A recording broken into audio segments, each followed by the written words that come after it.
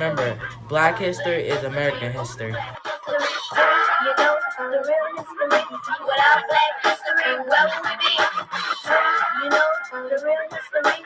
Who's Black history? Who's Black history? You know the real history. Without Black history, you know who's considered to be the very first female firefighter in U.S. history? Well, her name is Molly Williams. Known about her other than that she was an African-American woman who was born a slave in New York City.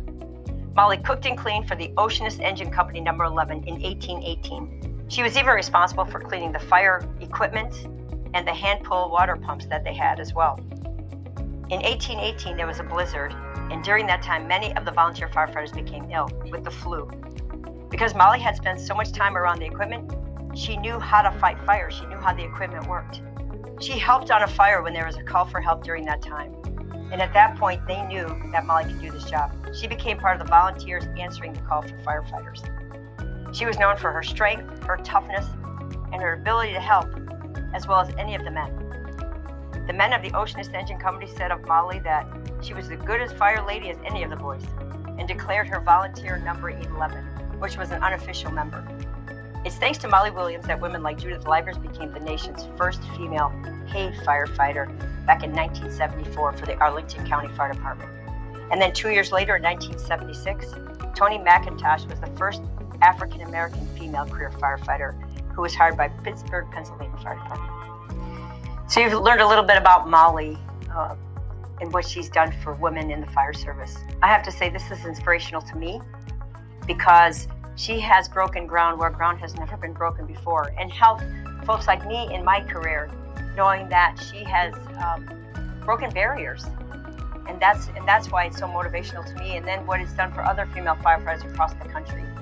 So what we do impacts so many other people in our lives, and that's what's really important. Take a look at the history of Black firefighters in New York City, specifically the fight to remember the 12 who died on 9/11 and the struggle for justice and equity for those who carry their legacy. Of the 343 firefighters who tragically died on 9/11, 12 were Black. Leon Smith, great guy, always had a big smile on his face. Captain Paul Washington knew them all. Captain Vernon Richard. We studied together to become Florida captains. Including Keith Maynard. That was my friend. I miss Keith. Washington and Maynard bonded as members of New York's Vulcan Society, an association of Black firefighters focused on fighting racial discrimination and building racial equity in the department.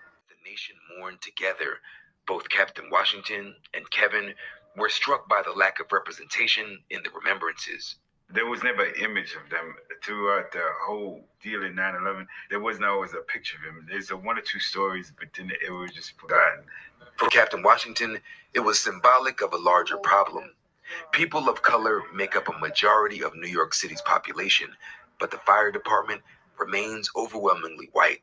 When you're Black on this job, it's just like being Black in America. It's difficult. You got to fight to be treated fairly. You got to fight for them to change the policies that kept Blacks off of this job for so long. So Washington focused on the fire department's entrance exam.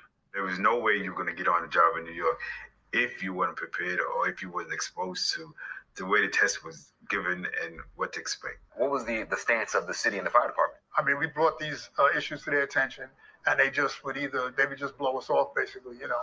The Vulcans and the Department of Justice took their grievances to court, and in 2010, a federal judge ruled that the FDNY used the entrance exam to intentionally discriminate against Black and Hispanic applicants, a practice with, quote, deep historical roots.